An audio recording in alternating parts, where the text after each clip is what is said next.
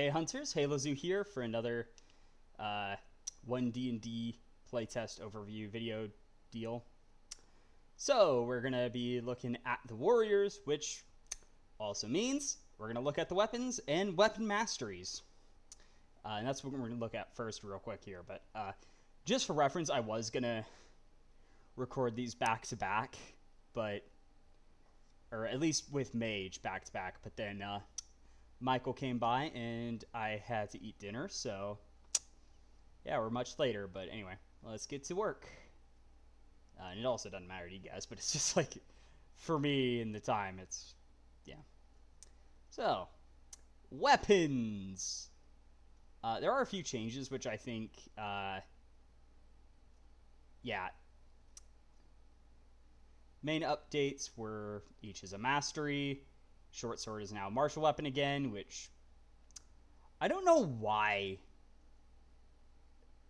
what they were planning with the scimitar and stuff. It's like, I don't know, but it's back to martial. Net is now adventuring gear. Doesn't do damage anymore, so moved. Trident is now a D8 / D10 weapon, which is a welcome change since it's now a actually on par as a martial weapon. Lance it now has heavy and two-handed instead of special, and its damage die is D10. But I think it's still, yeah, it's unless mounted, so you can use it one-handed on a mount, but its damage die was downgraded. But you can use it on the ground and be fine. The War Pick has the versatile property now, which I welcome because it was kind of weird that it didn't have it, so now it has versatile. Musket and pistols show up here. Light is now weapon property, instead in the glossary, and thrown property is now allows you to draw the weapon as part of the ranged attack. So, and then also light is just as it was before. You can make an extra attack as a bonus action later on the turn. You take the attack action. Must be made with a different light weapon. Yada yada yada.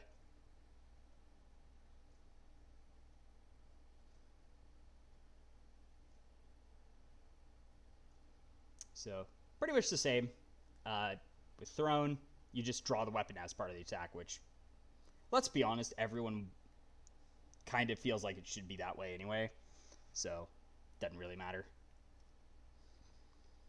Now, I don't believe anything changed between these two, because this is the Playtest 6.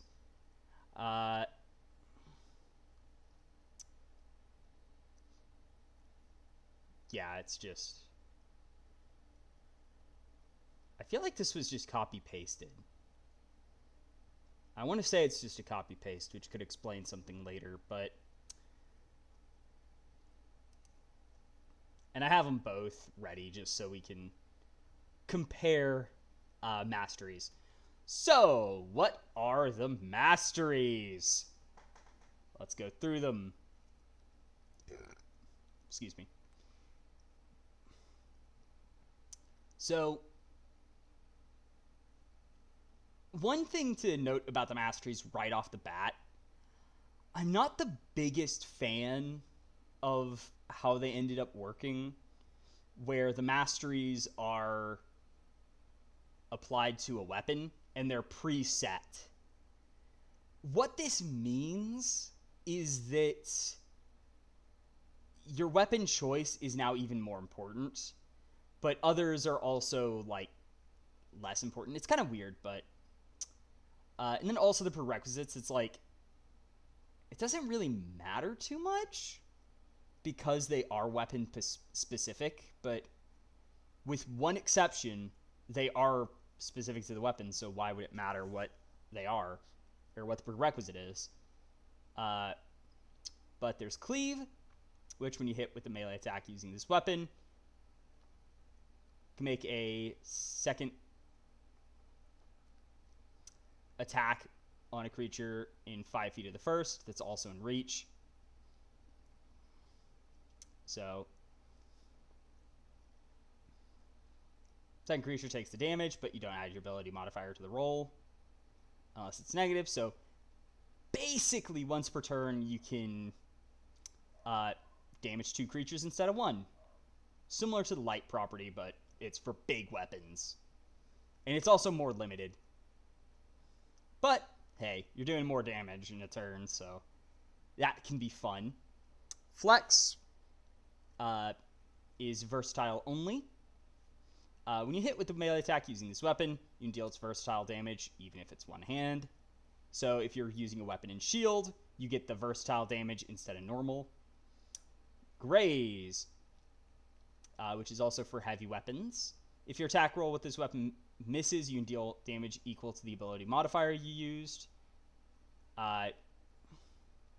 which can't be increased. Only the ability modifier affects it. So nothing else affects this damage increase. So I think that means stuff like Hunter's Mark, for example, can't increase it. I don't know if stuff that triggers when it takes damage does. And I don't think vulnerability applies to this, but it's kind of weird how that's worded, but it seems to imply that you don't get any increases to this damage through Graze. Nick, which is light only. Basically, whenever you do this, use this, you can use the light property as part of the attack action instead of needing a bonus action, which is very powerful for some classes. Let's be honest. Push, heavy, two-handed, or versatile. Two-handed seems kind of redundant with this one, because I think most two-handed weapons are heavy. I think the only ones being the light crossbow and short bow, actually. But they're kind of exceptions to the rule rather than the norm. But if you hit a creature with a weapon, push 10 feet away. If it's one size larger or smaller than that. So most of the time, larger, smaller. Though if your size changes, you can actually do bigger or smaller creatures with it, maximum. But it's a good one. The 10-foot push is maybe a bit powerful, but I think weapon...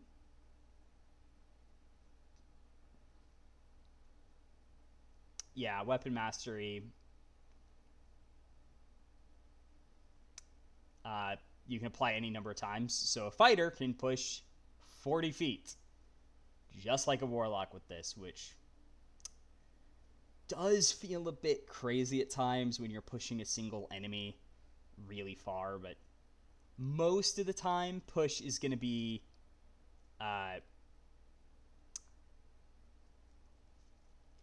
like, that's only really going to matter for ranged. Sap just has no other properties. If you had a creature with this weapon, it has disadvantage on its next attack roll before the start of your next turn. So I think...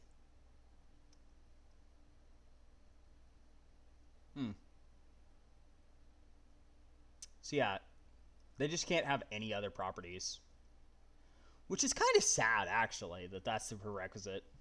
But it is powerful because it is disadvantage, but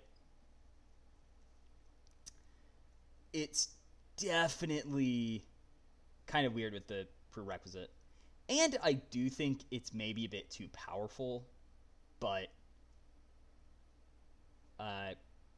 it's not the worst. We'll get to that in a second. Slow. No prerequisite, so anything can have this.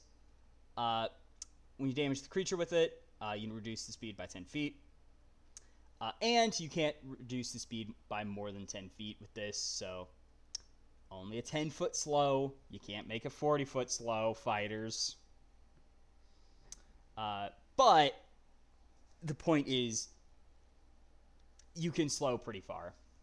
You can slow enemies, which is nice, especially for ranged ones. And once again, melee ones don't really want this. You really want other stuff. Topple. Once again, heavy reach, or it's heavy. Then reach, or versatile. And reach, I think, is also kind of weird because, yeah, only the whip actually, I think only the whip isn't heavy in reach. I think every other reach is heavy in reach.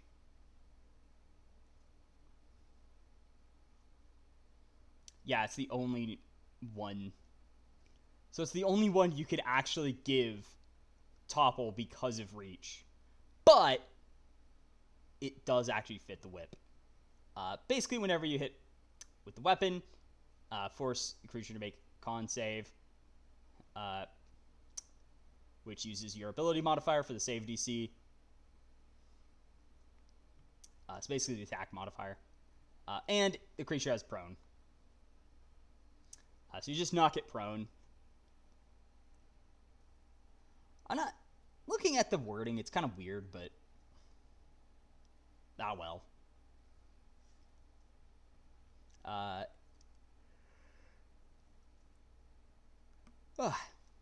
Sorry about that.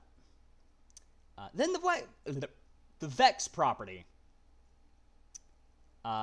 Ammunition, finesse, or light is required for this one, and when you hit a creature with the weapon, deal damage, you have advantage on your next attack roll against that creature before the end of your next turn. Who the hell thought this was okay? Like, seriously, Wizards. Did you seriously think this was okay to give?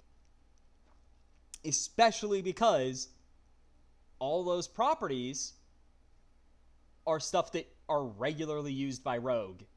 Specifically ammunition and finesse. Light, if it's just light, it doesn't matter as much, but this is still incredibly powerful because if you hit your first attack roll as a fighter, you have advantage on the next attack. Which then, if that hits, you have advantage on your next attack, then your next, and your next, and your next, etc., meaning you just have advantage on all your attacks, so long as you keep hitting. Which advantage makes you more likely to hit your attacks. So once you hit once, well, unless you get unlucky, you're probably going to keep hitting a lot more.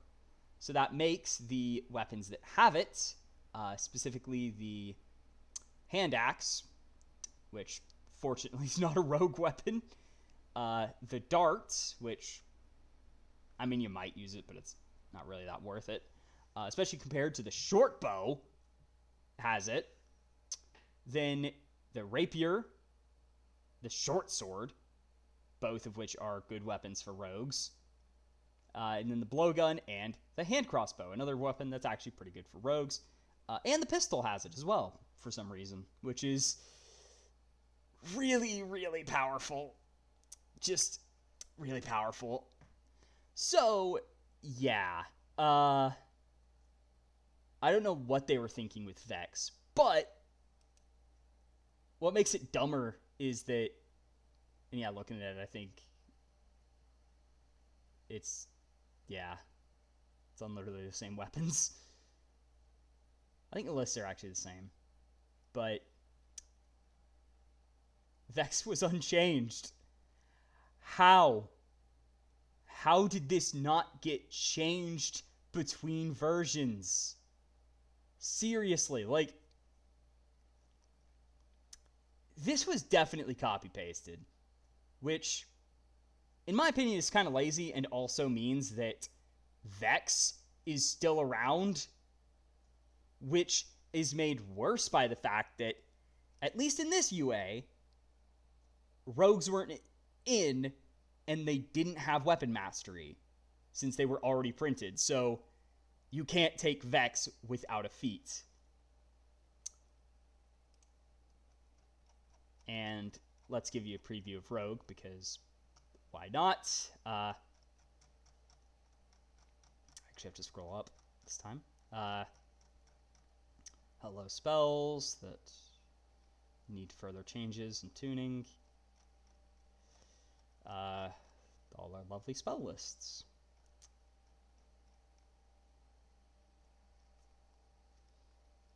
Here's the subclasses, all the features. Weapon mastery.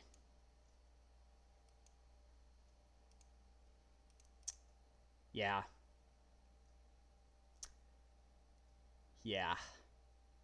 And, of course, they have martial weapons with finesse property, so pretty much the best way to play Rogue right now in this Unearthed Arcana is grab the short sword, grab the short bow. You have two short swords, your short bow, and then weapon mastery in both of them, and just make a billion attacks with Vex weapon. Yeah, it's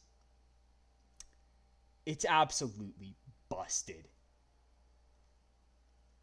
So, yeah, Wizards, that needs to change. It's too good. So my critique for it, and what I would do, is make SAP also not have this stupid prerequisite. It's really dumb. So SAP and Vex are changed to a flat -2 and +2 bonus, respectively. So this basically drastically reduces the trouble with these two properties, where, for one, Vex no longer interacts with abilities like Sneak Attack and various other abilities, such as like Samurai's Rapid Strike would be an example of another one that this breaks. But the main idea is nerf the hell out of those options and make it where those weapons aren't literally the only ones worth using, because it's just so much better. Like a fighter with a rapier using Vex, yeah, that's a million stabs with advantage in a single turn. It's why did they not think of that? Why? It's just a snowball ability. It's absurd. So anyway, yeah, I do not expect that one to change. But I think a better option would maybe be with weapon mastery, have it function like cantrips, where you choose a weapon mastery, and so you have a number of weapon masteries, and let's say fighters have, let's say most classes have 2, because several classes in Playtest 6 have 2 weapon masteries. So you have 2 weapon masteries. Fighter, like Barbarian and Monk, can get 3, and then fighters get 4. And then you just have those options, and they're permanently learned, except on fighter. Or maybe give fighter 3, but they can change them with a long rest. I think that'd be cool as well. But then, anytime you make a weapon attack that meets the prerequisites for it, so like if you're using a flex weapon, for flex you have to use a versatile weapon. For cleave, it has to be a melee weapon with a heavy property. And basically go through that. And then you can apply that attack with that mastery with it. Even if it doesn't, and it's not weapon bound, specifically not weapon bound, because that just makes it absurd. Like right now, how rapier is pretty much the only weapon worth using on fighter, because advantage on every attack ever once you hit once is it's just insane. But and then also it just makes it where, yeah, it's like cantrip, so you have a lot of versatility. And specifically, you have versatility no matter what, so you always have options, which is the main things you want with it. So it's just, in my opinion, a better system than having it preset. Though at the very least with this version, like, the Great Axe gets cleave, so it's the only weapon with cleave right now, which is actually pretty powerful. And it makes it worth it compared to even the Great Sword and Maul, which Maul has topple, which is actually pretty good too. But the Great Sword has graze, which, I mean, they're all three powerful. Great Axe requires you to hit, but then you get a second attack with it, and you get AoE damage. Maul, if you hit, saving throw or get knocked over. So I think it just runs smoother that way if you get to choose, but it is what it is. And it also makes, like, the Nick weapons are actually pretty powerful, because, like, the scimitar, like, it would be good if Vex wasn't overpowered. But, and also interestingly, the short sword is, the scimitar is actually available to rogues now, which is nice because it's just a slashing short sword, let's be honest. So yeah, go through all the spell lists and stuff with the spell changes and all that, because mages were here too. And then also in this one, Weapon Master was really powerful because you get a mastery property.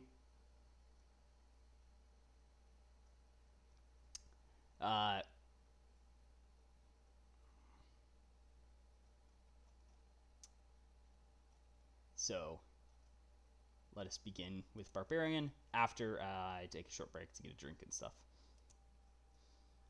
Alright, I'll admit the puppy came up and distracted me. Sorry. Anyway, the Barbarian. We're here now. So as our sidebar says here, Rage can be extended with a bonus action. Taking damage doesn't extend it, but forcing a saving throw does. And it can last for 10 minutes. And can be stopped by the incapacitated condition. They have Weapon Mastery. Primal Knowledge is a new feature, though it's kind of similar to what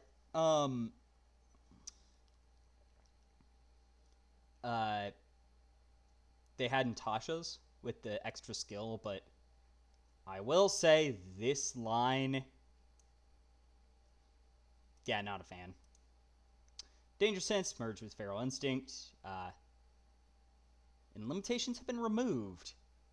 Indomitable Might is now at 9th level from 18th, which, yeah. Which is partly because of another change, which is kind of just part of what this is, but Brutal Critical got moved to 11th level from 9th, which, kind of fair. And it actually does more damage and scales with your level, which is definitely something. Persistent Rage is now at 13th level. Relentless Rage is now later and goes to 15th level. And it restores more HP. Which, as they point out, yeah, that's very useful in comparison to just 1 HP, where you can get pinged again and doesn't matter, you used it, which definitely welcome change. That, yeah, you can get resurrected and not immediately die again. Rage Resurgence is a new 17th level feature. And you don't get unlimited rage at 20th level. Instead, you just have more rages when you roll initiative. Primal Champion is now at 18th level because this one has epic boons at 20th. And the bonus is halved to just a +2, so you only get an extra +1. I'd prefer they just remove it at this point. But because at least with the +4s, it was actually pretty powerful because it's 2 +2s, but with just 1 +2, it's like, yeah, it's not as good. So let's move forward. So rage, pretty much the same as it was before, though it can be used with ranged weapons, thrown weapons at least. Can't concentrate or cast spells.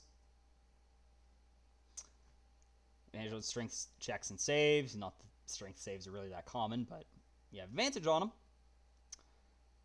Then there's the new restrictions and stuff, and how you keep it going. Unarmored defense. It's what it is, but I will say, with unarmored defense in general, not the biggest fan of it because it's still dexterity. You want strength and con first, meaning that this is...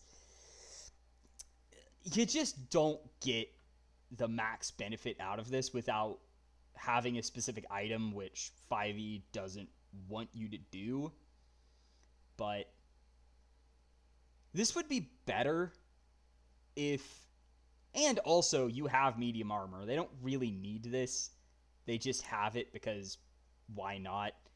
And at later levels, it can, keyword, can be better. It's not a guarantee, though, as ultimately I think you need your constitution to be better than... Because I think ultimately... It's not really until late levels that you can actually use this over half plate.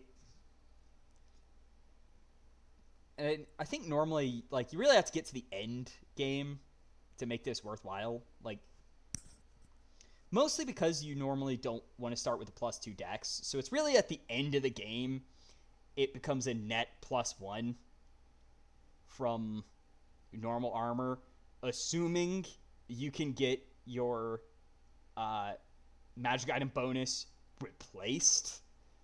But I think in theory this is better than it is. It's kind of just a token feature at this point. That's part of why in 5.5 I modified it to be, it's not just a token feature. It's actually a lot easier to get that dexterity bonus because you can buff your stats more and still get feats. And so ultimately in 5e as it is, though, unarmored defense just isn't worth it on Barbarian till the very end with some asterisks applied. But weapon mastery, you get 2 kinds of weapon mastery, which I will say I think should be increased to 3. Or have some sort of modification to what the other some other weapon mastery classes get to make it where if you're a warrior class, you have more weapon masteries. So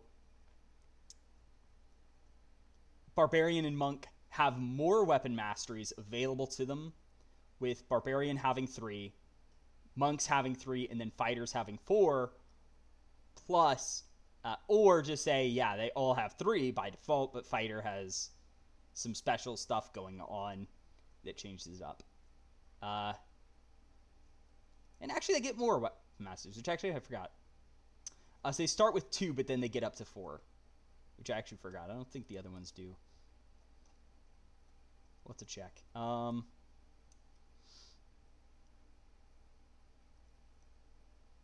of course, this decides to stop working at this exact moment. Come on. I have to reopen you? Oh, there. Doesn't like when I get too far ahead, I guess. Oh. Aha. There we go.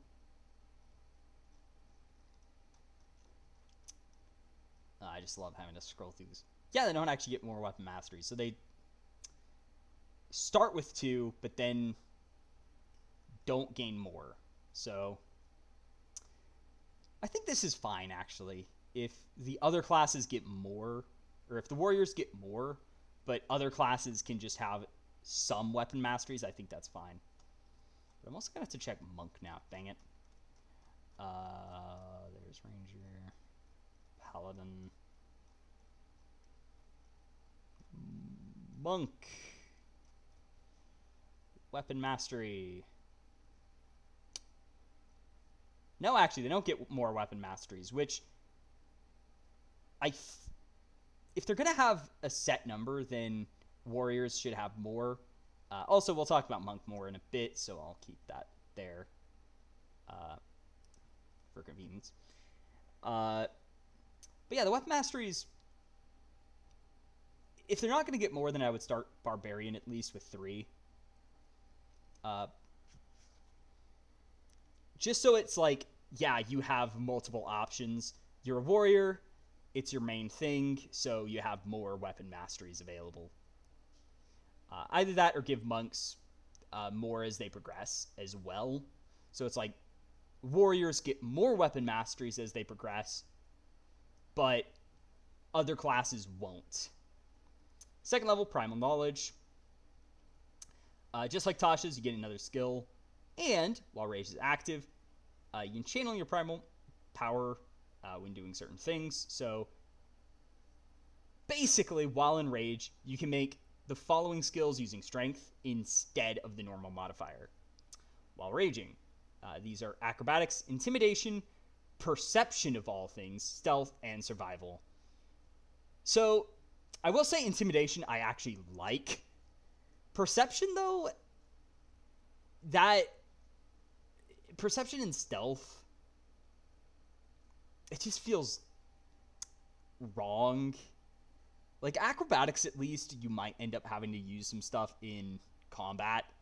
Survival, I mean, acrobatics and intimidation actually, A, makes sense that you can use strength instead, and B, are stuff you would reasonably use in combat. Stealth, theoretically, yeah, you can use it in combat. Same with perception, but perception's like, strength just feels wrong, while stealth, you're a barbarian. Why are you rolling stealth? And survival, yeah. But, like, the idea of non-combat uses for rage, that just feels counterintuitive. Like, nobody cares that rage doesn't matter out of combat. I would rather this be something that was like, maybe you always get the strength for these skills, but or have it like expertise where you choose a skill and you now use strength for that skill instead, and then you get more later on. But as it is, this just feels like it's nice. I just don't think it makes sense, and we really needed it. Reckless attack is reckless attack, so it is what it is. Barbarian subclass, same as ever. Extra attack, still extra attack. Fast movement, still fast movement. Feral instinct. So you have advantage on initiative and dexterity saves. So I do like that they moved this back. It's still advantage on dex saves, though, which, at the very least, you don't have that proficiency, so it's actually not as broken as it could be. But it's still pretty powerful to roll twice on dex saves. And it's just better than proficiency. Like, yeah, you roll twice, which means you're twice as likely to get a number higher that sets it higher than the DC. It's just better.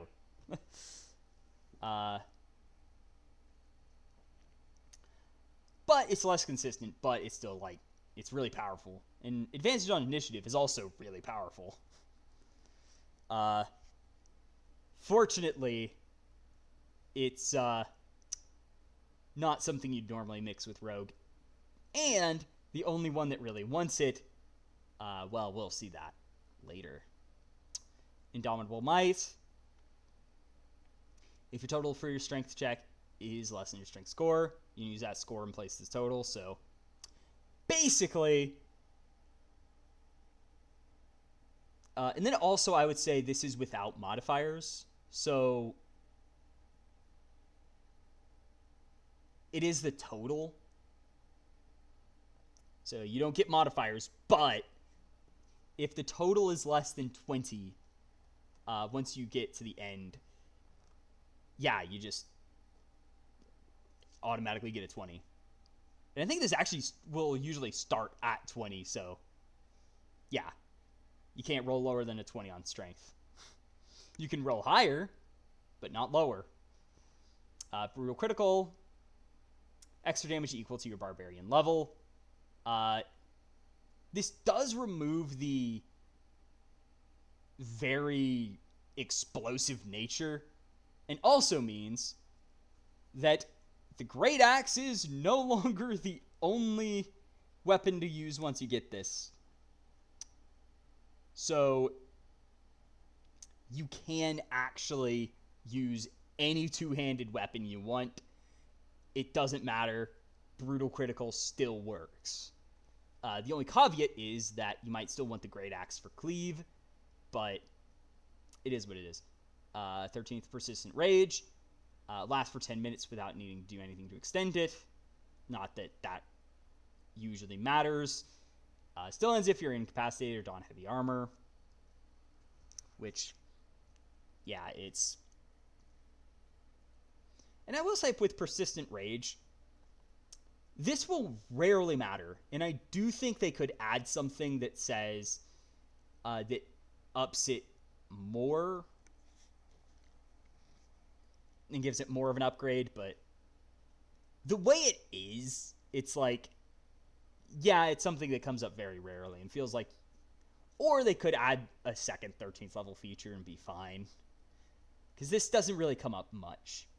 It's nice when it happens somehow, but it's nothing amazing to say the least. Relentless Rage. Drop to 0 HP while you're raging. DC 10 con save. Succeed. Hit points change. You get twice Barbarian level HP. And each time you use it after the first time, DC increases by 5. And the DC's reset with a short or long rest, which, yeah, it froze on me. Yeah, I feel like if it's gonna be, and I will note that with the previous version, at the very least, having the short or long rest reset was fine, because it's very easy to drop you if you're 1 HP. This, you're now at least 30 HP. So you have a lot of HP to go through. So it does make you pretty hard to kill. But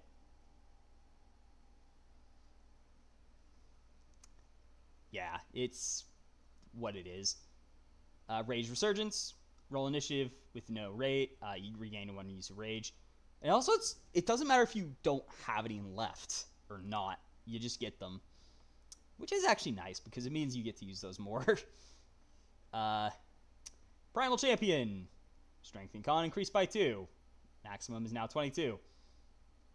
until 20th level, in which case they become 30. But, oh well. That's epic boons for you in all their derpiness. Path of the Berserker. So, yeah. Let's just say all of this can be summed up in a few words.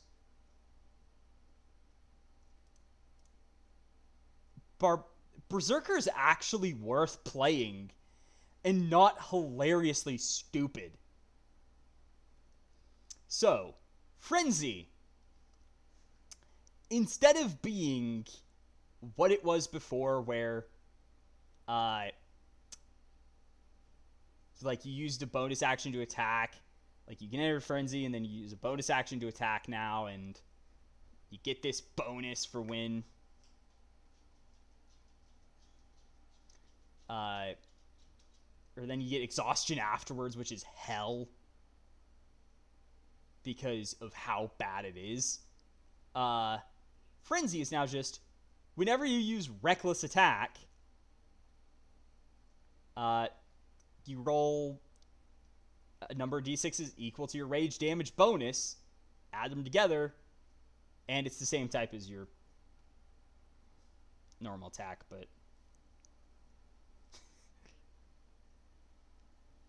okay, someone just head patted themselves in Discord.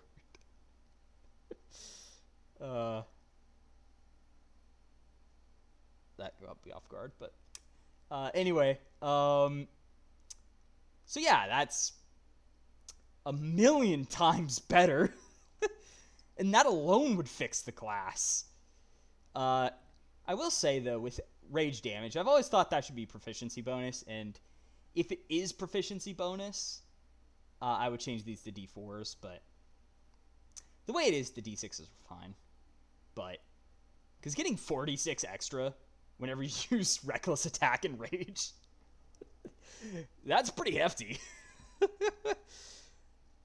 And think about it, it might need to be D4s now, but, I mean, you are giving advantage to everything else, so, yeah,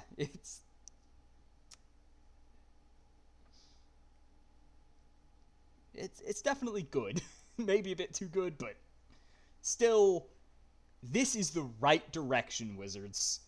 Thank you. 6th level, Mindless Rage. Immunity to being charmed and frightened while rage is active. And if you do it while charmed or frightened, condition ends. And it's not a suspension, so it's just like, yeah, it's gone. Which is actually really powerful. But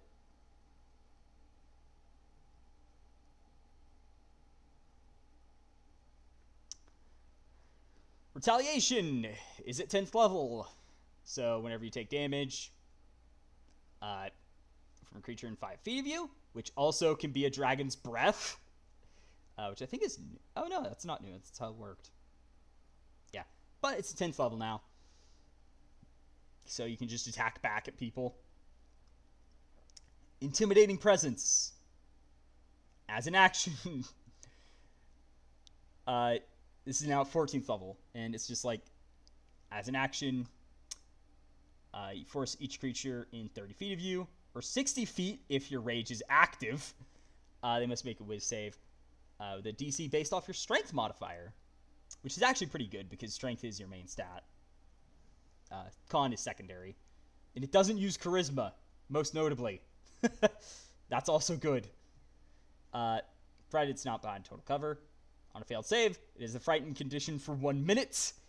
And at the end of each the creature's turns, it can repeat the saving throw. Ending it early on a successful save. So yeah, you can't use it again until you finish a long rest. Or,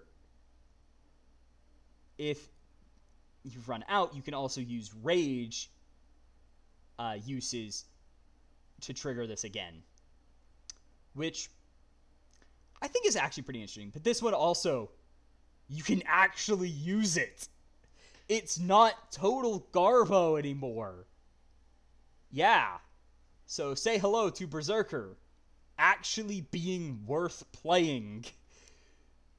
It went from 0 to amazing. Now, as for subclasses I want to see with this, I think I mentioned them before. I didn't mention with Wizard, but that's because Wizard has 8, so. But that's a whole other video. But for Barbarian, I'm hoping. So we're getting 2 more. I'm hoping we don't get any from Tasha's showing up, or a new one. We don't need new ones yet. But my hope for the Xanathars, actually, I'm going to say Battle Rager and probably. I feel like Zealot kind of needs it more, but I'd also want Storm Herald. It could be Storm Herald Zealot, but I'm hoping for Storm Herald. And then Battle Rager.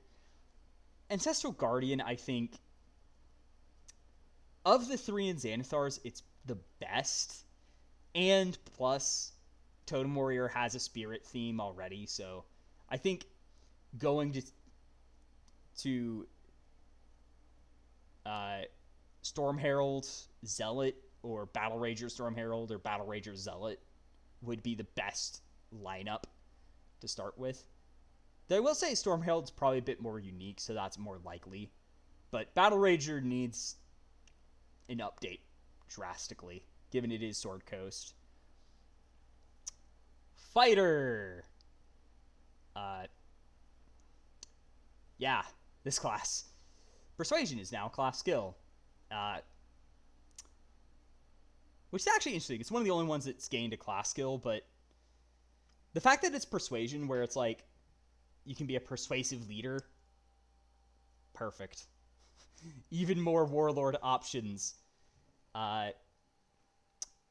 Second Wind has more uses between long rests without needing a short rest. So you can start using it twice, and then it becomes 4 later on. This is bad. It's the same problem with Warlock.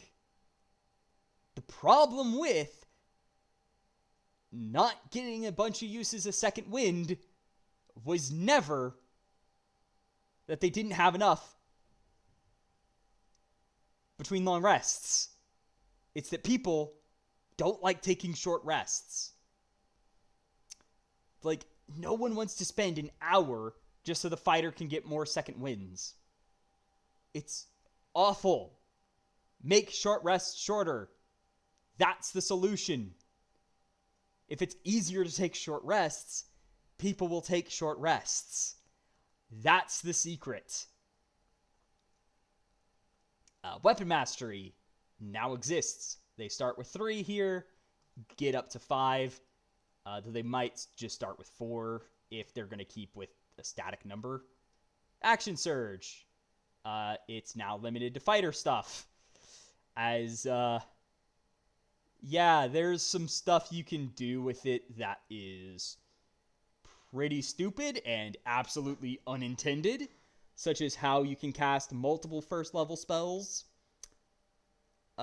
spells of first level or higher in a turn using it, because yeah, that's a thing.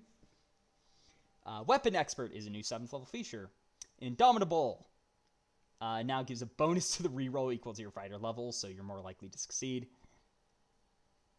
Weapon Adept, new 13th level feature. Improved Action Surge is now at 15th level. Unconquerable, new 17th level feature. And it has stuff formerly part of Indomitable. 3 extra attacks is now at 18th level. So, yeah, that's your capstone. Which I'll talk about in a moment. So you get your fighting style, which is actually a feat here, which is kind of weird, but I mean, it's not... It works, I guess. Second Wind, and also with, I think this one, or maybe Playtest 6, but one of them says, yeah, fighting styles are, you have to have the feature to get them. You can't just take them. Which, fair. Second Wind no longer comes back with a short rest, which I already went over. It's just, yeah, it's one of those things where you're going the wrong direction, Wizards. The problem was never, oh, hey, people need more uses between long rests. It's like, no. People need more reasons to use short rests. Weapon Mastery, same as the others. Action Surge can now only be attack, dash, disengage, or dodge. Fair enough. And it still uses short rest recharge. So, Second Wind got moved to long rest recharge only. This didn't. Which, yeah. Once again, just make short rest shorter or faster. And that would fix the problem way better than this. Trying to change stuff to work around long rests only. Especially when other stuff still works on short rests. So, yeah, your fighter still wants short rests that the group doesn't take. And Action Surge is the big feature you want to use more often anyway. So, yeah. Subclass, 3rd level. Same as it was, so it's not too bad. Extra attack, same as before.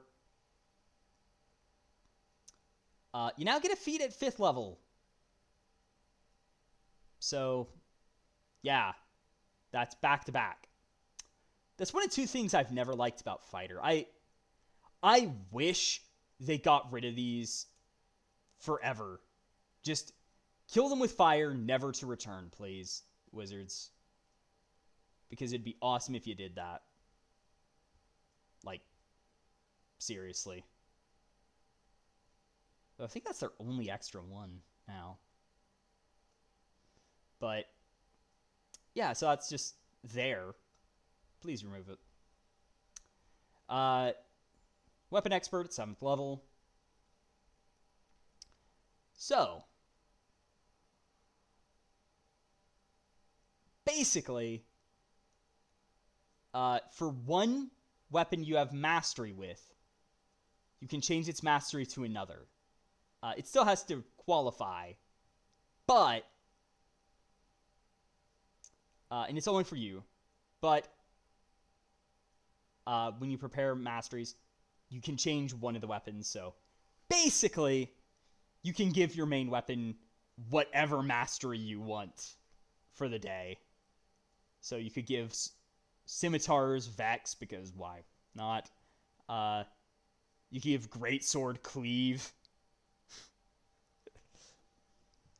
Or them all, but like Greatsword or Maul can get Cleave. You could give a ranged weapon, like the heavy crossbow or longbow Vex as well. Maybe even the musket. Assuming you have a way of getting run loading, of course, but yeah, that one is actually really good.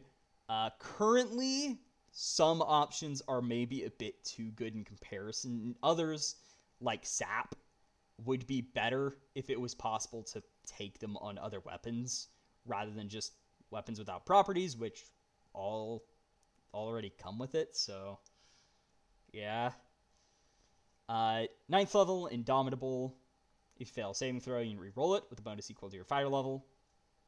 You can't do it again until you finish a long rest, so... also note, Indomitable does not innately get more uses later on.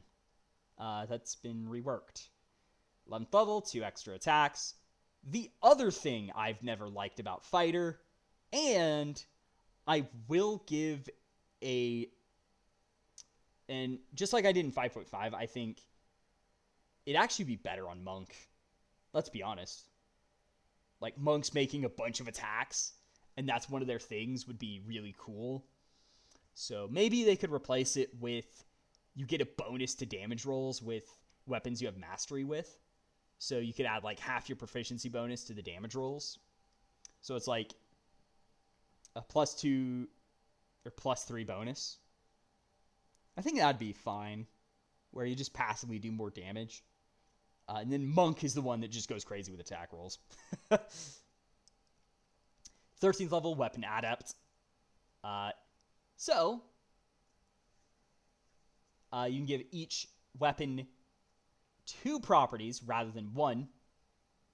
But you can only use 1 property per time, per attack. So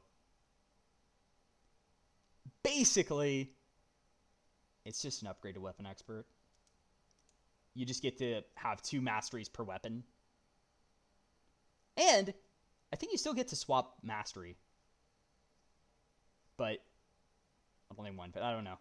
But basically, you just get 2 masteries per weapon, and can use either with each attack, which is just the best. This does kind of feel like this is just what it should be by default. But as of now, if fighter's going to be the only attack, or the only class that gets it, I do like the idea that only fighter would get it. So it's definitely it works for just fighter, but I still think it should just work like that by default. Improved action surge. Yeah, you just get 2 uses of action surge.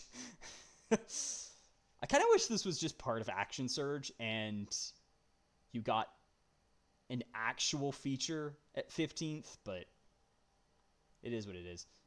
17th level, Unconquerable. So basically, you can just use second wind uses instead of if your Indomitable is expended. Yeah. Whoop-de-doo. So now, my second wind is also tied to Indomitable uses. So I can either use second wind 4 times a day, or use my Indomitable 5 times per day.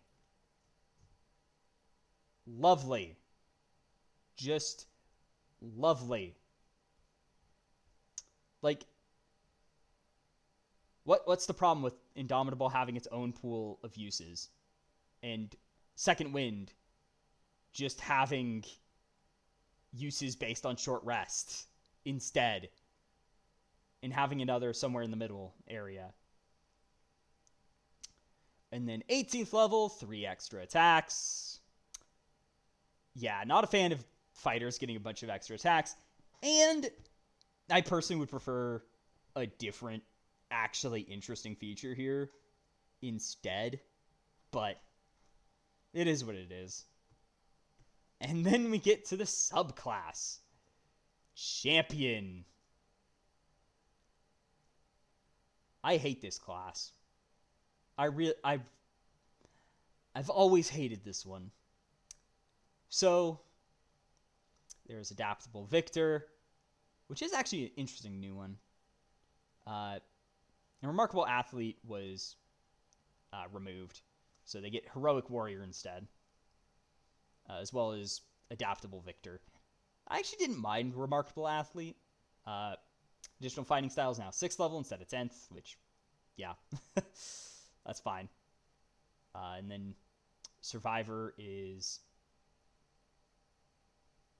enhanced, but ultimately, if you've seen 5.5, you know what happens to Champion in that. It got dismantled and just moved into base fighter because I think a lot of the features just work better there. So, Adaptable Victor, whenever you finish a long rest, you gain 1 proficiency in a skill of your choice from the first level list. Basically, you just get an extra proficiency you can change, which isn't bad, but and it's certainly better than some of the other things fighters had, but and I guess it's technically better than Remarkable Athlete in some ways, but it was still neat to have Remarkable Athlete. Adaptable Victor, I think, could also be just a base class feature. Improved Critical, I hate this. Because in my opinion, first off, this doesn't feel like it should be a third level feature, especially since Barbarians are a thing with Brutal Critical. And I think it's better if critical hits are rarer. And I think it's better when Fighter actually has some interesting stuff to do baseline. So, yeah, I've never liked Improved Critical on Champion. It always felt like just a win more ability that's like, meh. It also takes away from what makes crits special. They're more fun when they happen less. Additional fighting style. Why isn't this just a default fighter thing? That is the best part about it. Like, that's just a cool idea. Like, let's give fighters 2 fighting styles by default. It makes sense. Superior Critical.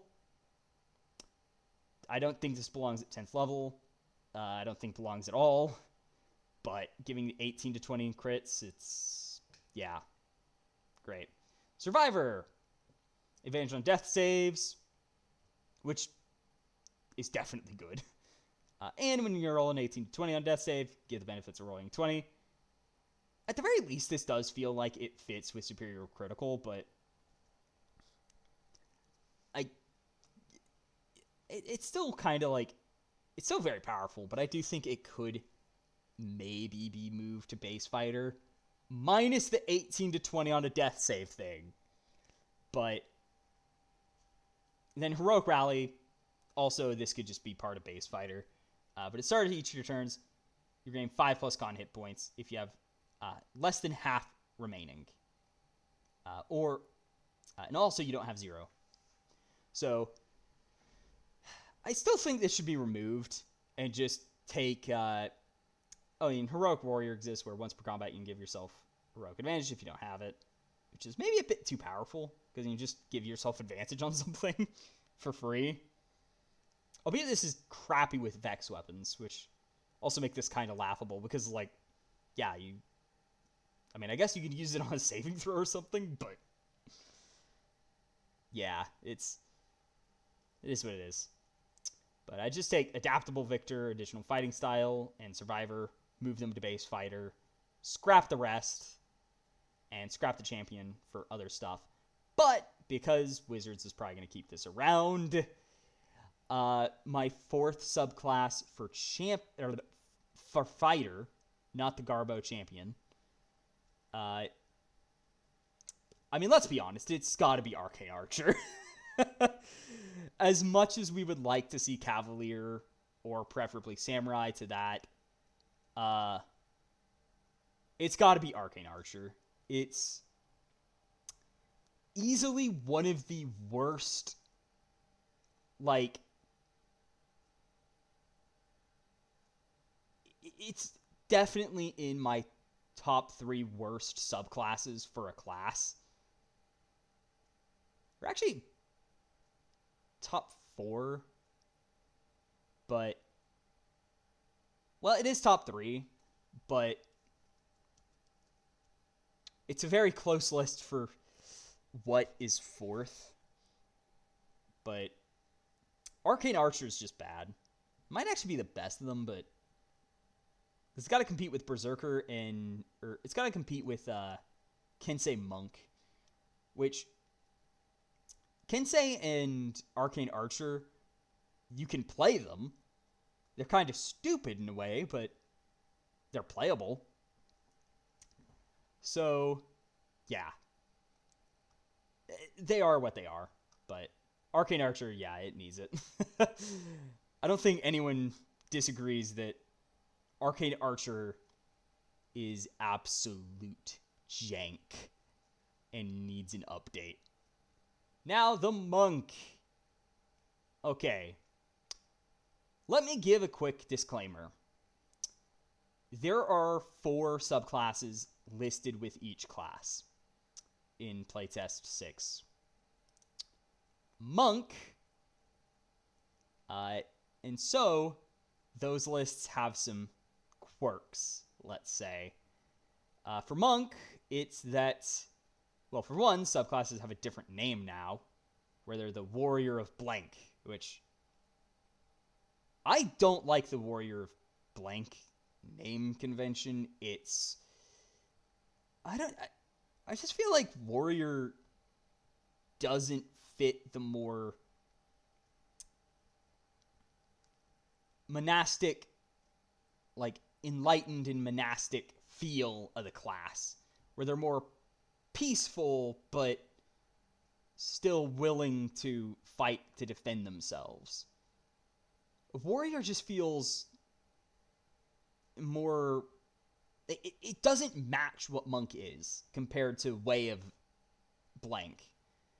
And the four subclasses are warrior of shadow, or warrior of four elements, warrior of the open hand, and warrior of mercy, which is way of mercy.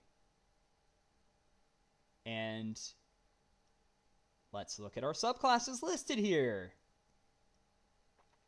If it will load. Please load, computer. Oh my gosh.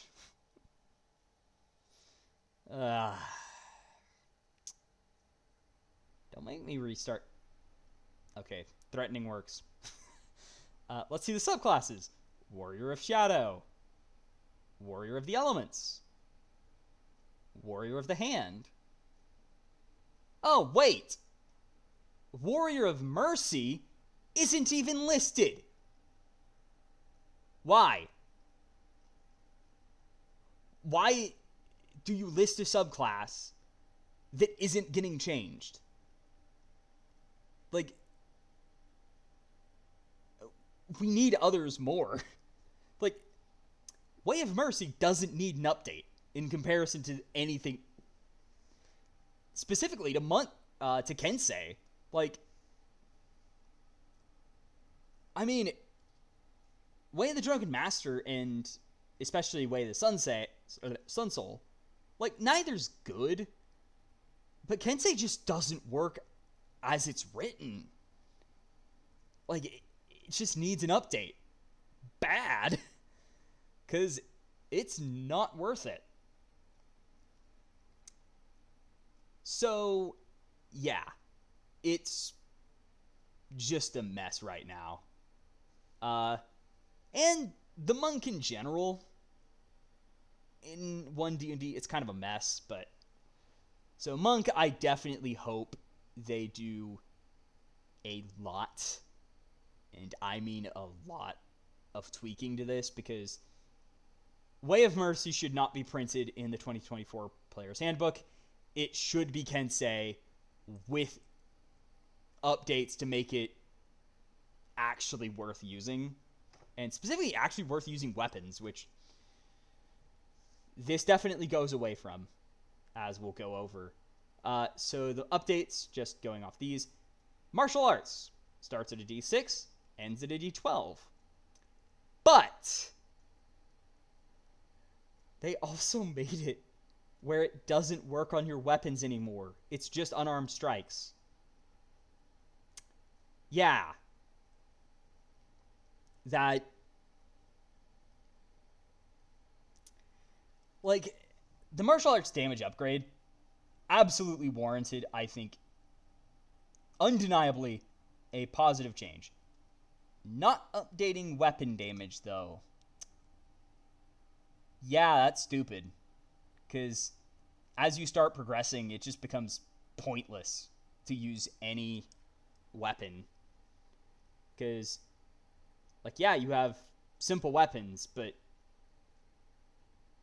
like, outside of a ranged one, specifically the short bow, for reasons. Well, short bow or darts, actually. Darts are probably better for monk, but, like, outside of those, you don't need to worry about using weapons. Which is even dumber, because weapon mastery doesn't work with unarmed attacks. what the heck were you thinking, Wizards? Just, what? Like, I guess the idea is that weapons get to use weapon mastery while unarmed attacks get buffed. But yeah, it's just weird. So you still do get dexterous attacks, which does change your simple weapons. It basically gives all simple weapons finesse, which, well, unless they have two-handed, but who cares? You usually don't use them anyway. But it's like, yeah, that's the same. You still get the bonus unarmed strike, but the martial arts die only applies to unarmed strikes. And weapon mastery only applies to weapons. So, like, and of course there's still unarmored defense, which is just 10 plus dex plus whiz. Same as before. So yeah, obviously, make martial arts die work with all weapons you're proficient with again that lack two-handed. Yeah, that's one thing. So once you get later in level, yeah, you can still use a weapon. It doesn't matter. You can use weapons or unarmed strikes. That doesn't matter. But for weapon mastery, make it where your unarmed strike is considered to have finesse, and your weapons are all considered to have finesse, and then unarmed strikes have lights as well. But give a weapon mastery to unarmed strikes. I've also seen some people mention that push and shove, or like the trip and shove actions, should also use dexterity, which I can understand why people say they should do that, as it's technically part of unarmed strikes, but I don't think it's entirely necessary, especially if you apply weapon masteries, because you just get topple. Or you theoretically could just get topple. But I don't know. It feels like it just kind of stumbles on itself, where, and I think those two changes would pretty much fix a lot of issues with it. Like, so many issues. And would basically bring it all together, where monks only get 2 weapons to choose from, but they also get unarmed strike, which they get to choose what they give. So each day you choose what mastery your unarmed strike has, and then you choose 2 weapons to get mastery with. Or rather, just change what your unarmed strike has, because you're probably going to keep the 2 weapon masteries you already had, with the exception of if you find a new weapon that's shiny and it's like, oh, this is an awesome magic weapon, I want to use it. But right now, it's like you use weapons at first and then forget about them later, because there's no reason to use any weapon once you have like the D10 martial arts die. It's kind of stupid. Key is now discipline, which I guess kind of takes away from the mystical side. So purely physical monks are more sensible. But still regain it with short or long rest, thankfully. Roughly the same, with the exception of you don't have the extra stuff with it, which I would say should be kept, but as we'll see a bit later, there's a change that kind of makes it where that doesn't matter. But you don't have the Tasha's extra options, which I think their omission feels a bit wrong, but the main one that used them or wanted them is actually gone, so it's not too bad, actually. Not as bad as you think, at least. So patient defense still dodges a bonus action. Flurry of blows, 2 strikes is a bonus action, same as before. Step of the wind, it's now dash and disengage as the same action. So it's bonus action for both dash and disengage. And double jump distance. Not that that really matters, but you're a monk, so crazy mobility gets even crazier. But yeah, Step of the Wind is just... That's actually a really cool thing, because monks just got crapped on by Rogue, where it's like, oh, you spend key to dash or disengage as a bonus action. I just get to do that for free. So this is a welcome change. Unarmored movement, same as before. Monks still go zoom. Deflect missiles is... Oh, I'm actually not reading from this. But deflect missiles is redesigned, so it's easier to use. And deals better damage on average. Heightened metabolism, new 7th level feature.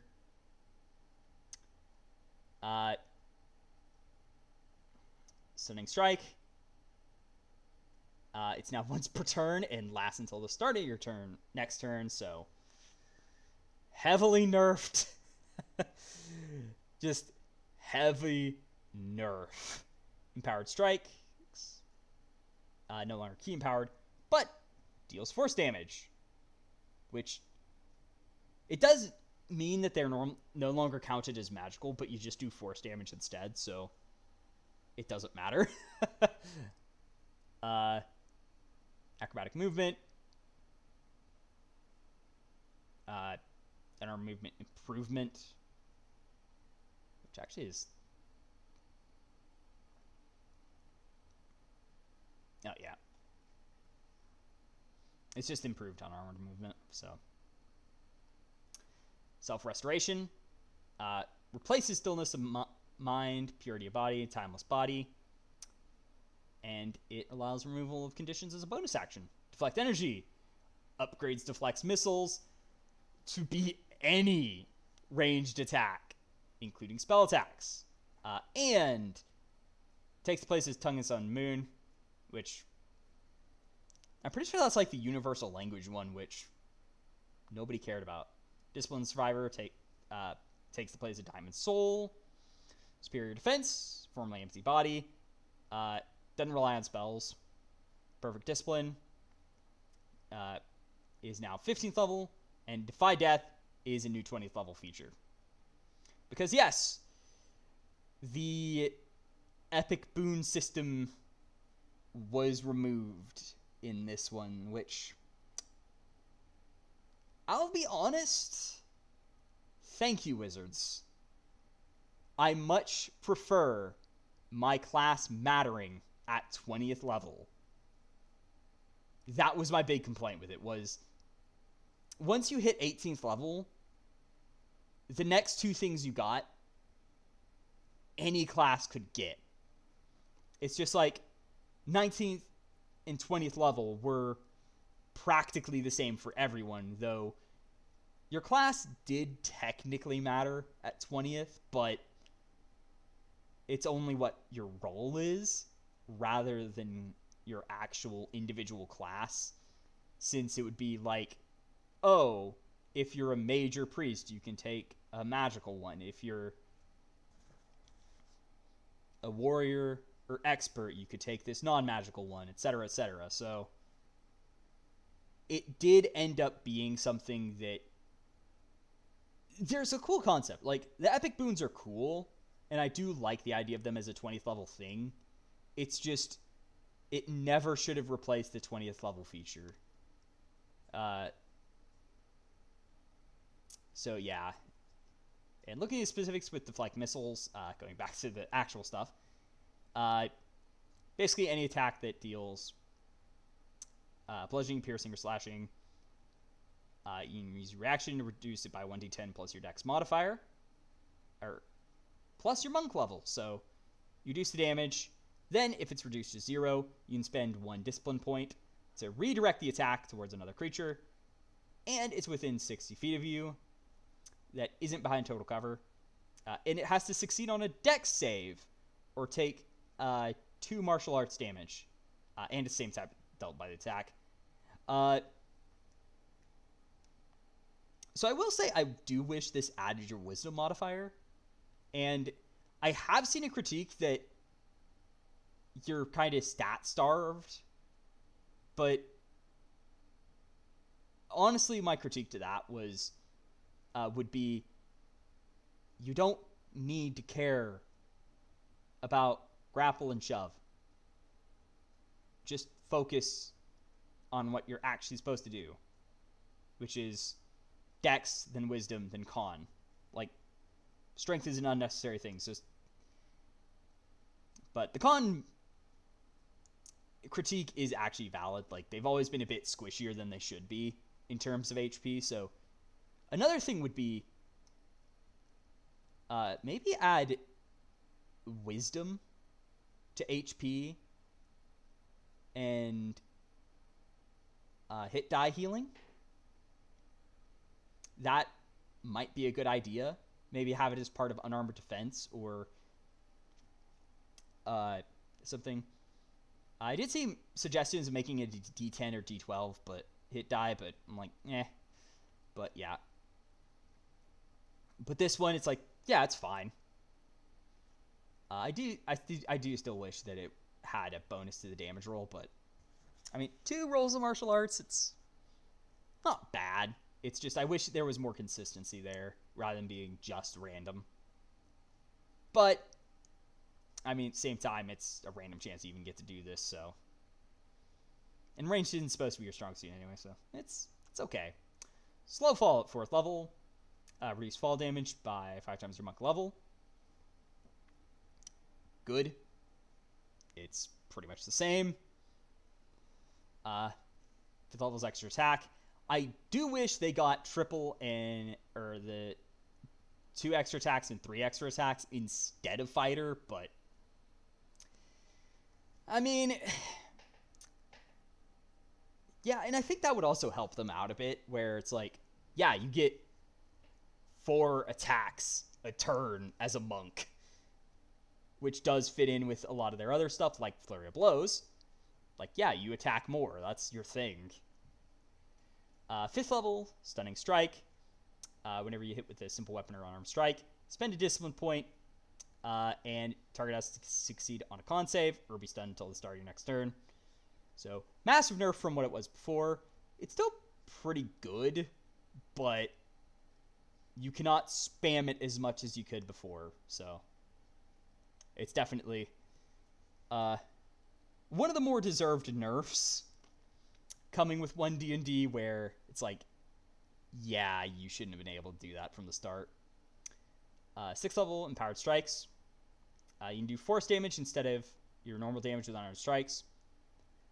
Which, yeah, it's a good way of getting around the resistance.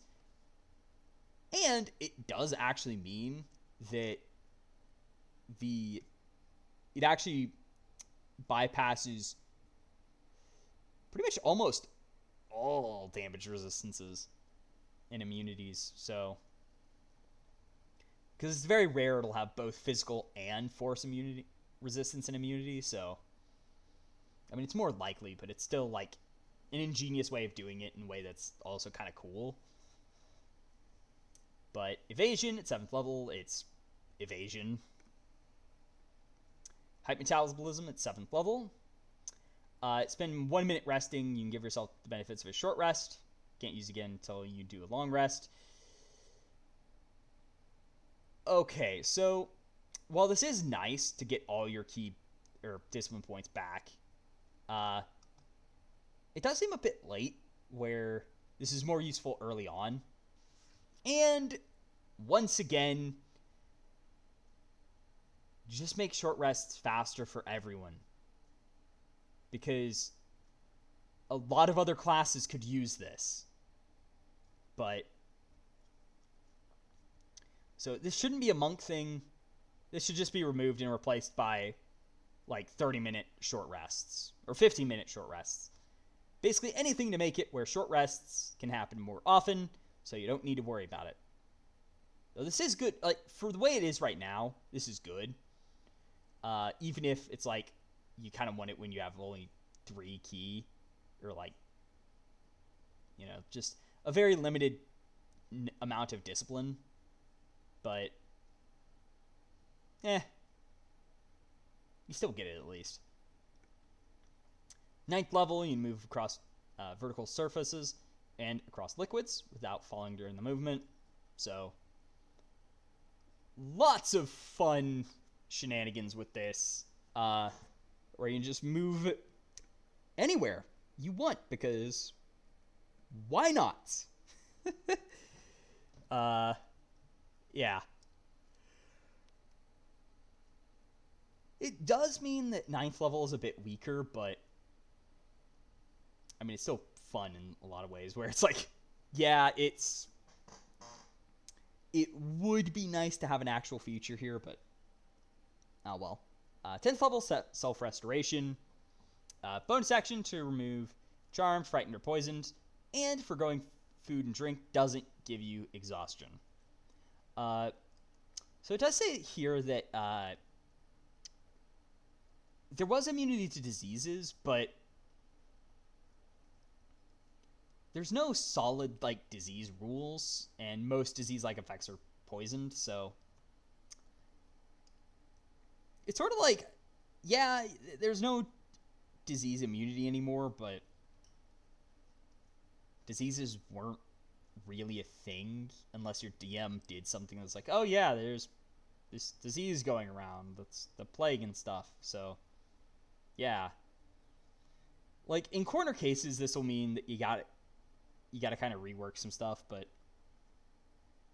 I mean, it's fine. I understand the change. Then 13th level, deflect energy.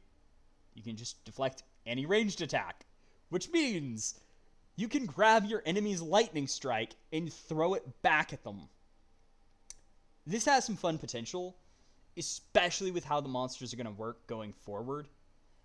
This does mean if your DM is using the old monsters, this is likely to be yet less useful, but going Mordenkainen's Tone of Foes forward, this is going to be a lot of fun.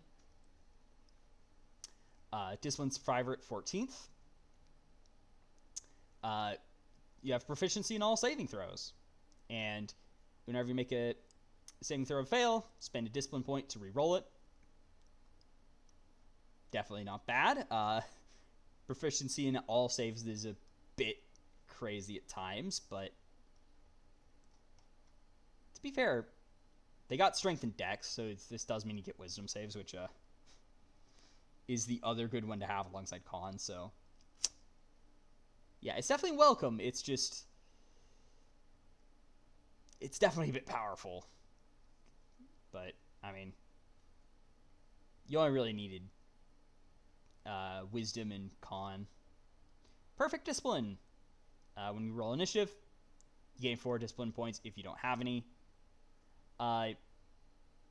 Yeah, it's a useful one, especially because short rests are just impossible to get your group to do, and you do have heightened metabolism, which means it's less important, but this is still good for, like, yeah, you get 4 discipline points when you need them. Yeah, it's useful. Superior defense at 18th level. Also, another note is that subclasses in this book, or Unearthed Arcana, they actually use their old progression, unless they had their subclass at first level, or second, in which case it's now at third, but nah. It's the Garbo it is. 18th, superior defense. Bonus action, spend 3 discipline points. So until you're incapacitated, or a minute passes, you have resistance to all damage except force. Now, I will point out it is kind of ironic that you can change your your unarmed strikes to force damage, but you can't resist it. Yeah, that's actually kind of funny. Where 2 monks fighting each other, they can both bypass each other's superior defense, which is actually kind of hilarious, but it's kind of odd, but it's like the mechanics of both.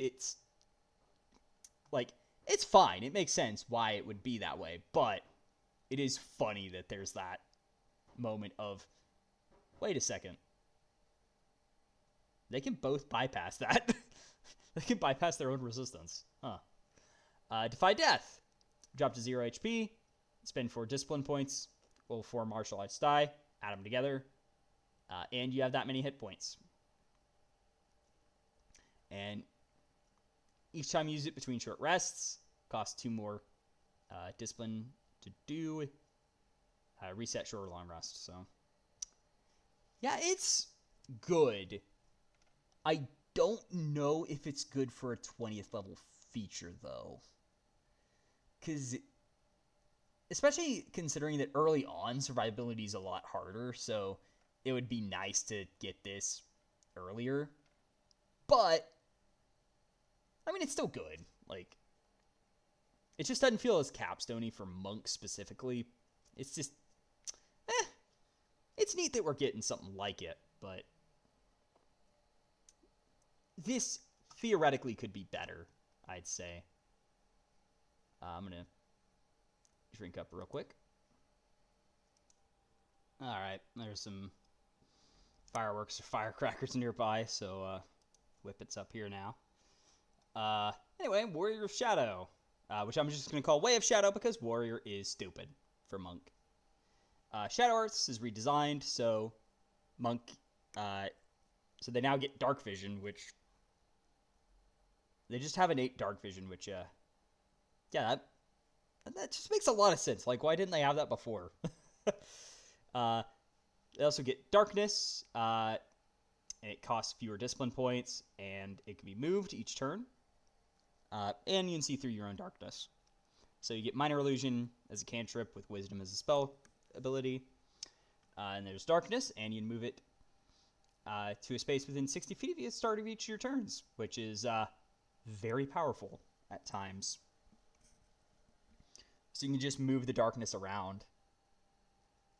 I do think they should have something else at 3rd level. Like, personally, I'm thinking of giving them, like, a Shadow Dart ability, where they can throw out darts of shadow that deal cold or necrotic damage. Or maybe cold or psychic. Or necrotic or psychic, I don't know. Or maybe one of the 3. But they have the ability to throw these shadowy darts as a kind of spell attack ability. They might have it be where they don't add your modifier, but it's still, like, it's still a ranged attack on a monk. And then Shadow Step, while in dim light. And this is actually the same. So while in dim light or darkness, you can use bonus action to teleport 60 feet to non-occupied space, and you can see that's also dim light or darkness.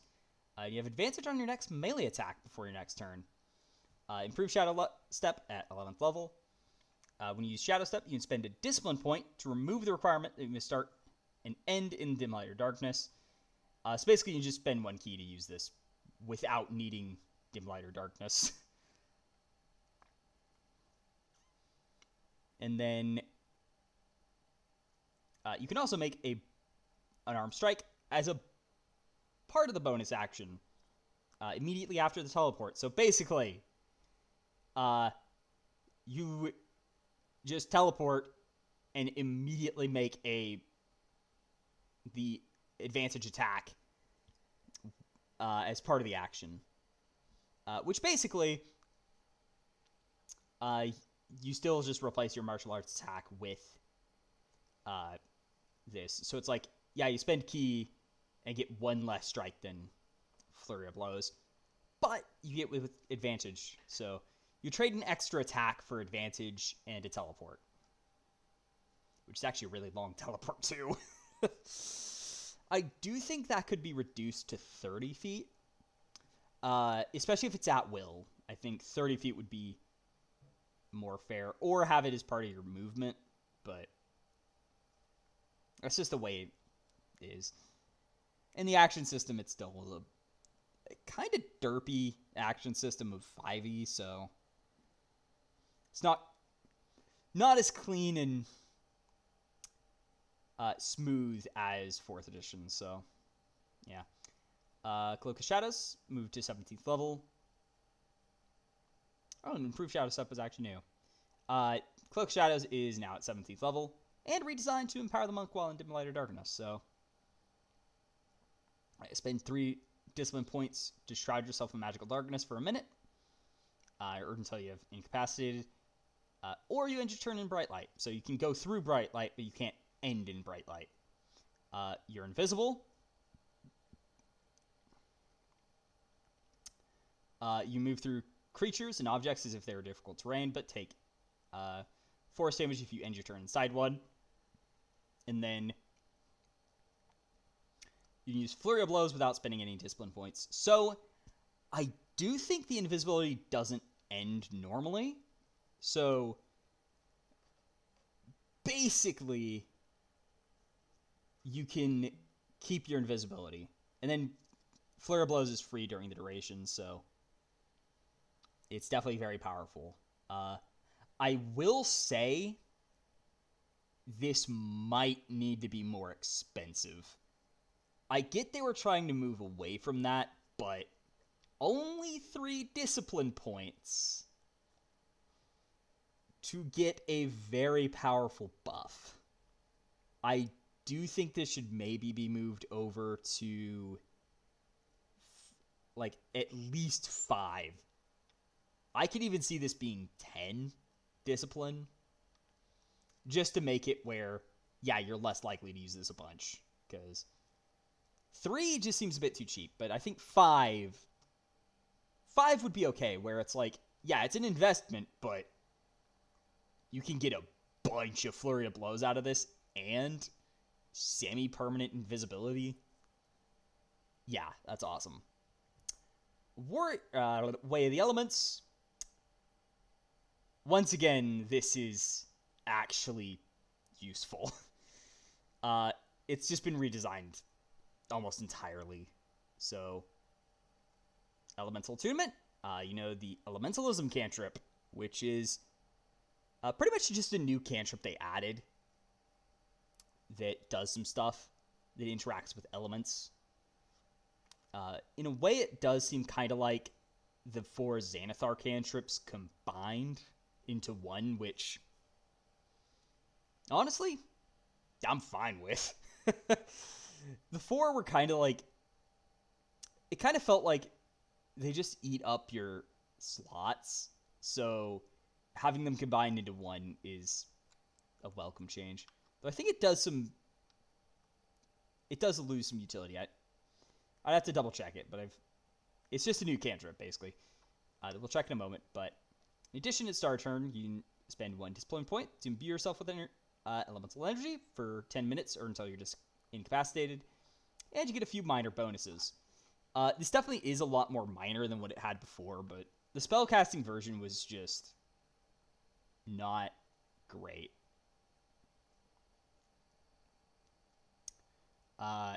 But you actually get features now, too, so that's nice. First off, you have Elemental Strikes. When you do an unarmed strike, you do acid, cold, fire, or lightning damage. It does feel kind of weird that it can't do thunder, but oh well. And if you do one of the damage types, you can force the target to make a strength save.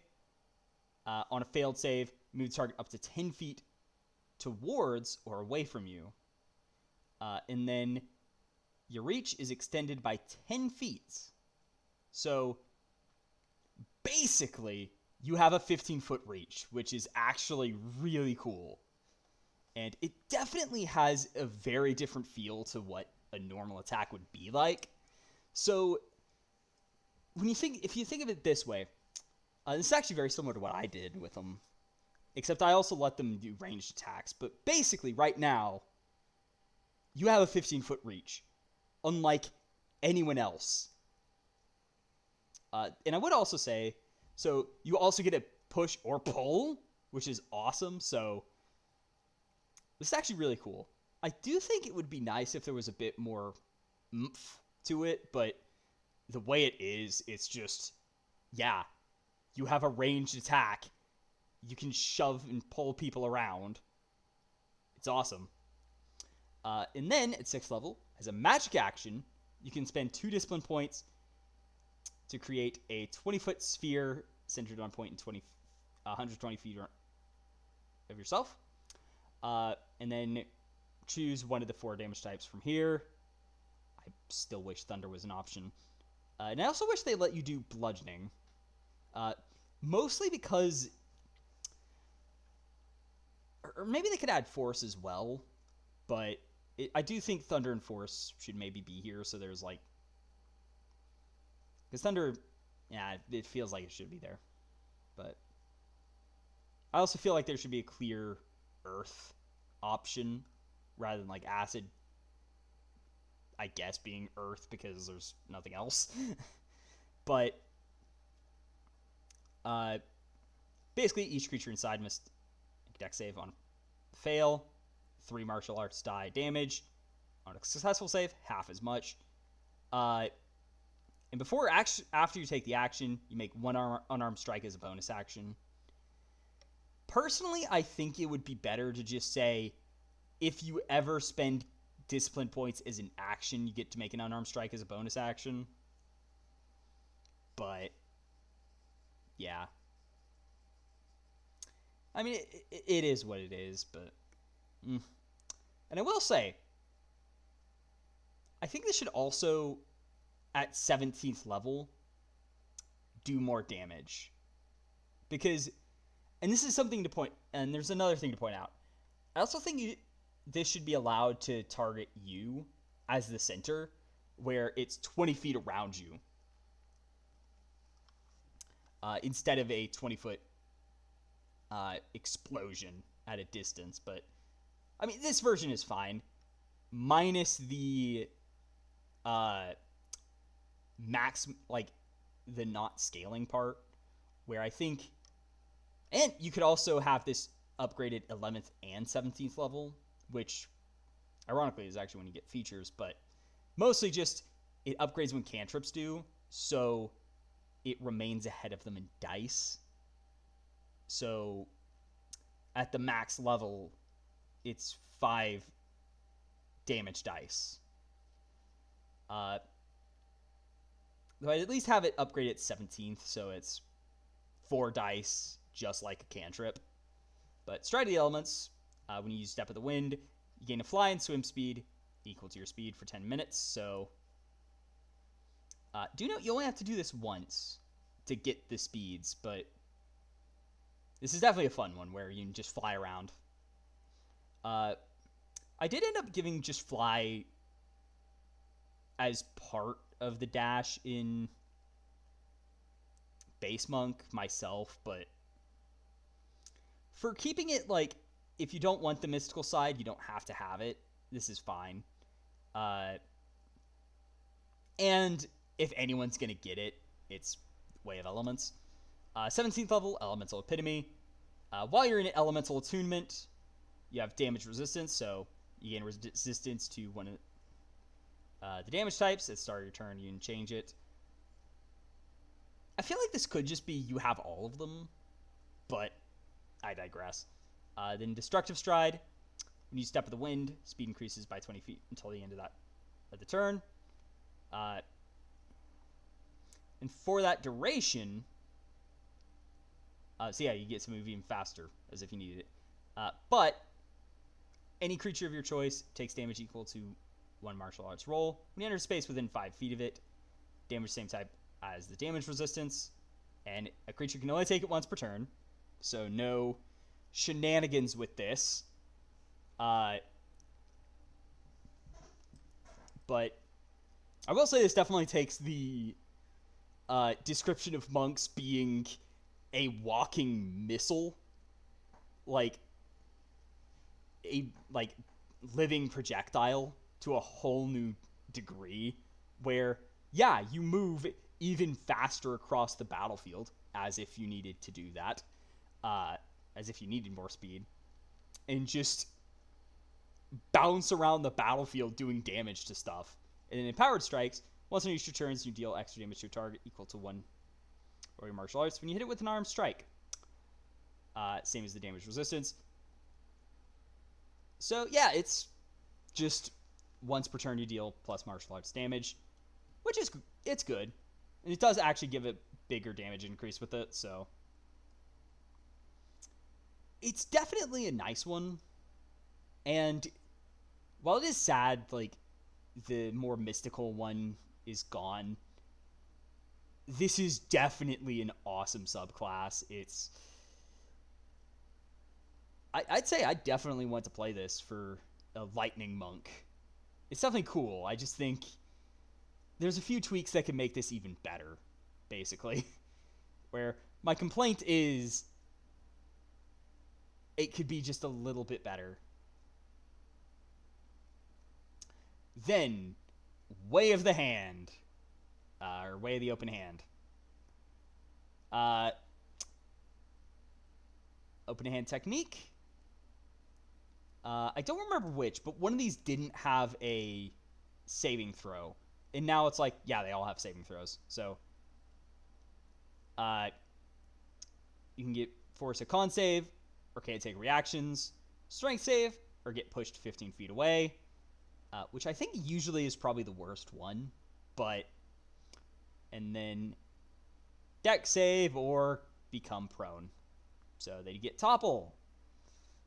Which I can kind of see why they might not want to give Unarmed Strikes mastery with this, but this is specific to to Open Hand. And I will actually point out, Open Hand can still absolutely use weapons early on. Until they're outclassed by martial arts, but yeah, you can use weapons and be fine, which I think doesn't quite fit them. So I think what they could do is have some stuff added, like, to Unarmed Strikes, but this is still like, yeah, you're doing this with Unarmed Strikes because of Flurry of Blows, which definitely fits, but I think there could be another thing that cares about being unarmed and using unarmed attacks over others. Wholeness of Body. As bonus action, spend 1 discipline point and roll your martial arts die. And you regain that many hit points plus your wisdom modifier. And you have wisdom uses per day. Yeah, it's simple enough. So having it as a bonus action is definitely better. It's martial arts and wisdom. So basically, this replaces the one that Base Monk got, which I think I'd rather just have that one, where as an action, any monk can spend key or discipline points to regain HP, especially with their squishier nature. I think that was maybe a bit better. But I also don't like that it both has a discipline point cost and uses per day.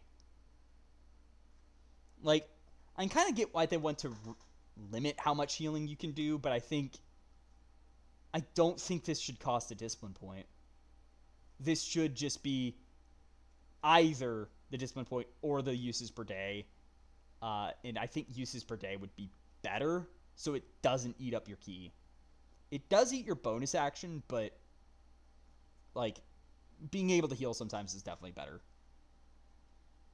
On occasion. 11th level Fleet Step. And you can use Step of the Wind without discipline points. Yeah, that's not broken at all. I mean, at the very least, now monks are crapping on rogues with their cutting action. Which, yeah, that's definitely absurd. I mean, honestly, I think they don't need this. I would rather it have some bonus to when you use Step of the Wind, instead of just free Step of the Wind. But it is what it is, ultimately. I mean, it's something, but it's definitely better than Tranquility, though. Tranquility was kind of like, why?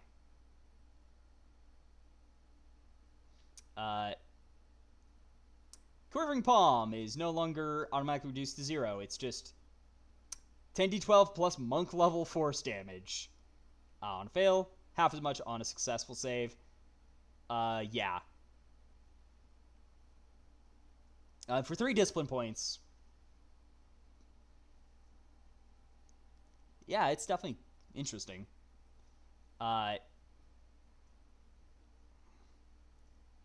of course, you can only use this on one creature at a time. I will say this might need to be a bit more expensive too, where it's like 5 discipline to do it. Just to prevent it from being spammed.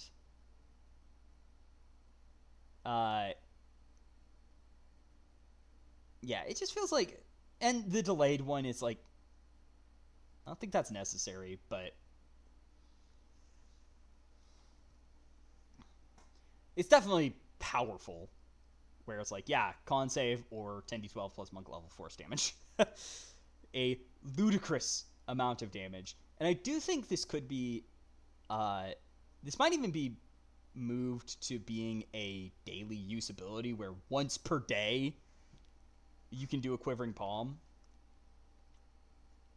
So I think that would be fine, where it's not tied to discipline. So specifically, you don't get this back with short rests. Just once per day, you can do this for free, but it's still, you got one use, buddy. Use it well. But it is definitely a big punch in the face. And right now, it's definitely powerful.